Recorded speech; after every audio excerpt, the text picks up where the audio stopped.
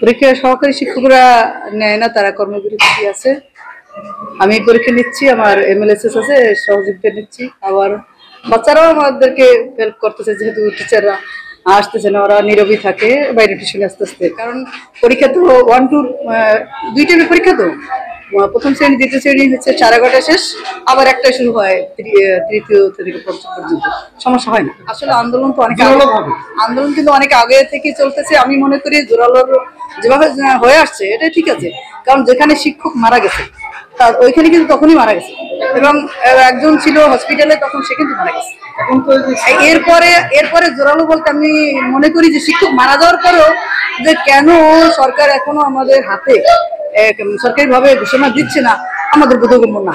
একজন শিক্ষক তিনি তৃতীয় শ্রেণীর কর্মচারী, এটা শুনতে আমাদের অনেক লজ্জা লাগে। এখানে শুধু আর্থিক বিষয়ই জড়িত না, এখানে কিন্তু আত্মসম্মান মর্যাদা যেটা সেটাও জড়িত।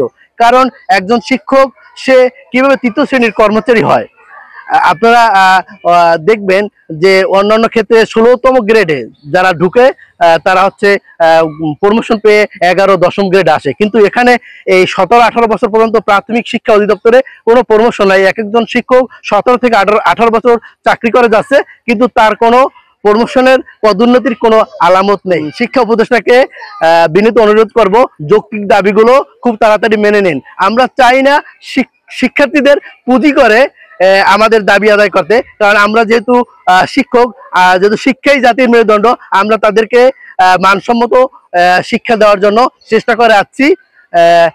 আমরা চাই তাড়াতাড়ি যৌক্তিক দাবিগুলো মেনে নিন। পড়াশোনা করে বাচ্চাদের ঠিকভাবে টিচিং দেওয়া, বাচ্চারা যদি না পড়াশোনা পায় তাহলে তো ম্যাডামকে দোষ দিয়ে তো কোনো লাভ নেই, বাচ্চাদের ভুলের জন্য। তারা তো আমি চাই যে তাদের দাবিটা পূরণ হোক বা কি হোক, সেটা চাই। দাবি মেনে নেওয়া উচিত, কারণ আমাদের শিক্ষক মারা গেছে একজন। তারপরও তারা অনেক গুলিবিদ্ধ হয়েছে, কিন্তু প্রাইমারি তারা মানতে চাইতেছে না। অনেক পদক্ষেপে তারা মানিয়ে নিতে আছে, কিন্তু আমাদের প্রাইমারি তারা মানতে চাইতেছে। এই জন্য আমরা সব টিচাররা কর্মবিরতি পালন করছি। তাদেরকে আন্দোলন চলে কিনা এখানে? পরীক্ষা হয়েছে না যথার সময়? কালকে ঠিক সময় ম্যাডামের আসতে হয়তো একটু আসতে দেরি হয়েছে, সাড়ে পারতেছে। এমনি তাদের যে একটা আন্দোলন চলে, সেই আন্দোলনে কি প্রভাব এখানে পড়ছে? না, এ জায়গায় কোনো আন্দোলন হয়নি এবং ঠিকমতো ক্লাস হয়েছে, পরীক্ষাটা ঠিকমতোই হইতে আছে, কোনো সমস্যা নেই।